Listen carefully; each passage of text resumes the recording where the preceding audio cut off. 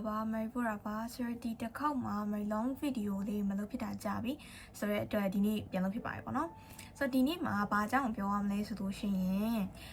အဓိကကတော့မယ်စဉ်းစားထားရတော့အများကြီးပဲမယ်အစကပေါ့နော်ယုံကြည်မှုအကြောင်းလေးပြောရမလား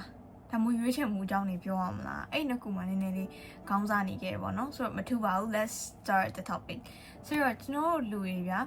တနေ့ဘာကြီးကြုံတွေ့ရလဲဆိုတော့အခုလိုမျိုးခစ်တွေကတိုးတက်လာတဲ့အခါမှာတခုဆိုမရွေးချယ်နိုင်တော့ရွေးချယ်မှများလာတယ်များလာတော့ဘာဖြစ်လဲဆိုတော့မရွေးချယ်ချင်တော့ right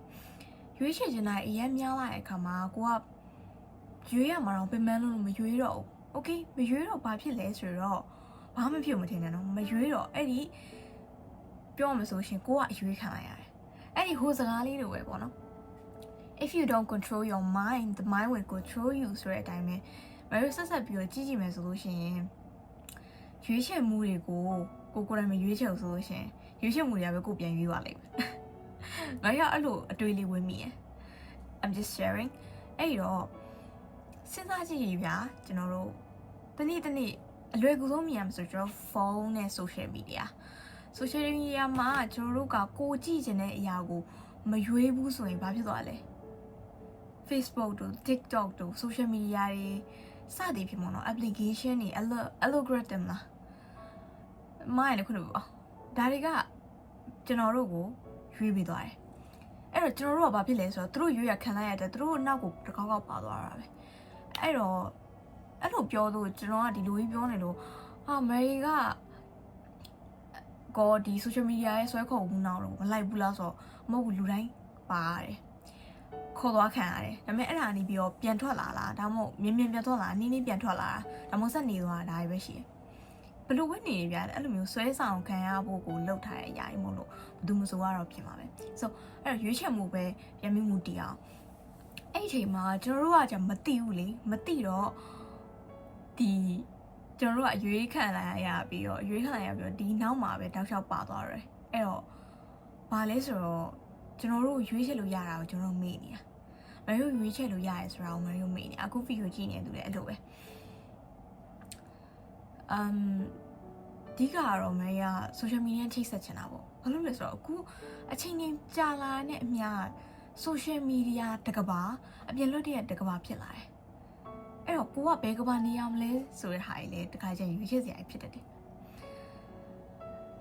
အဲ့တော့ဒီခေတ်ကြီးမှာစဉ်းစားကြည့်ရင်ဘယ်ရောက်မဆိုရွေးချယ်စရာတွေများလာတယ်ဆိုပြီးတော့အတွေ့ဖြစ်တယ်ပေါ့လေတကယ်တမ်းကပြန်ပြီးတစ်ဖက်မှာစဉ်းစားကြည့်မယ်ဆိုလို့ရှိရင်လည်း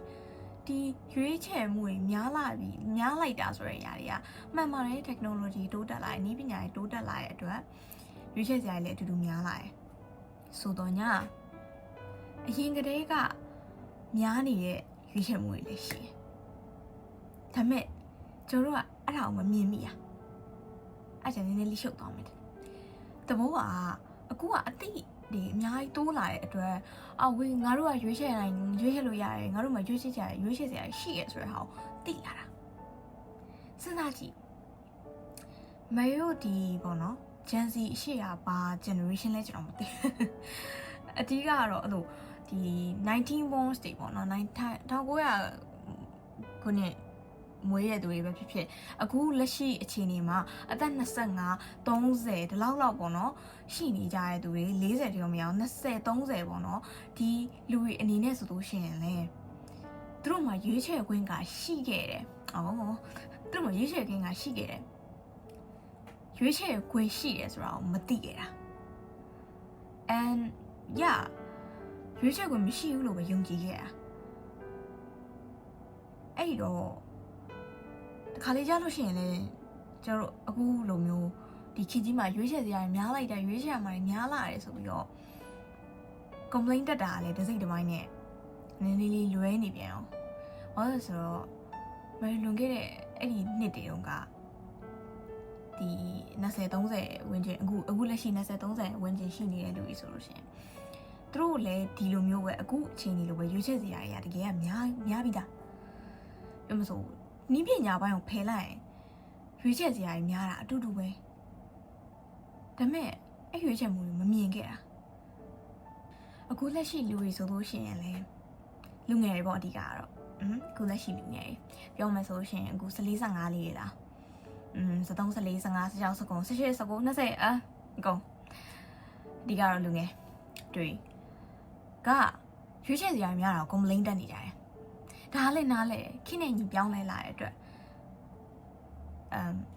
ရွေးချယ်စရာများတော့ပင်ပန်းနေပေါ့ကောင်းရှုပ်တယ်မေရီကိုယ်တိုင်လည်းအဲ့မှာပါပါတယ်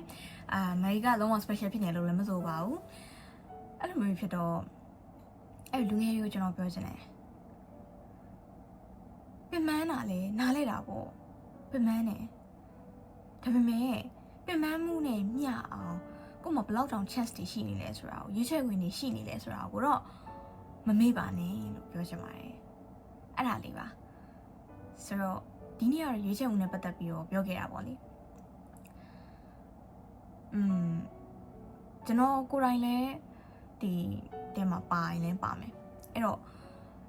အကုန်လုံးရဲ့ခန်းစားချက်ကိုနားလဲပါတယ်ဒီအခုခေတ် Gen Z တွေတော့နောက်ပြီးတော့နောက်ထပ်ပေါ်တဲ့ပါလဲကို generation ပဲသိရဆိုလေ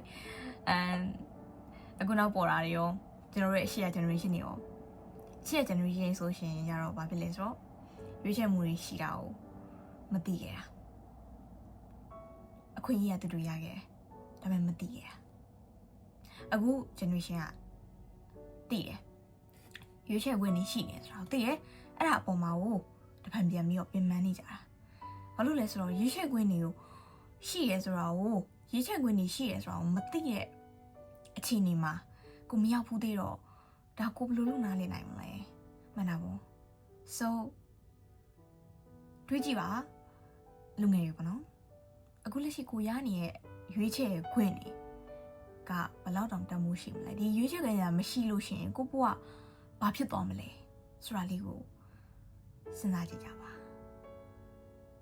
Okay ဆိုတော့လောက်ပဲကျန်တဲ့ဟာလေးတွေကလည်းအများကြီးမယ်နောက်ပြီးဗီဒီယိုလေးတွေလည်းတင်ပါအောင်မယ်ဒါကြီးတော့ပရမရက်လိုက်မှာမဟုတ်ပါဘူးနည်းနည်းလေးကြာရင်ကြာတော့မယ်အများတန်းရအောင်တော့ကြိုးစားနေပါမယ် so နောက်ပြီးတော့ Mary ဒီပေါ့နော်warm ပေါ့နော် spark for you ဆိုတဲ့ဟာလေးကိုလည်း Rambo season နေပါတယ်အဲ့ဒီမှာဘာတွေလုပ်တော့မလဲဆိုတော့ soft skill နဲ့ပတ်သက်ပြီးတော့နောက်ပိုင်းကြလို့ရှိရင်သင်တန်းလေးတွေပဲဖြစ်ဖြစ် sharing session လေးတွေလုပ်ပါမယ်အဲ့ဒီအတွက်လည်းစောင့်မျှော်ပေးကြပါအောင် so see you in next video bye bye have a nice day good luck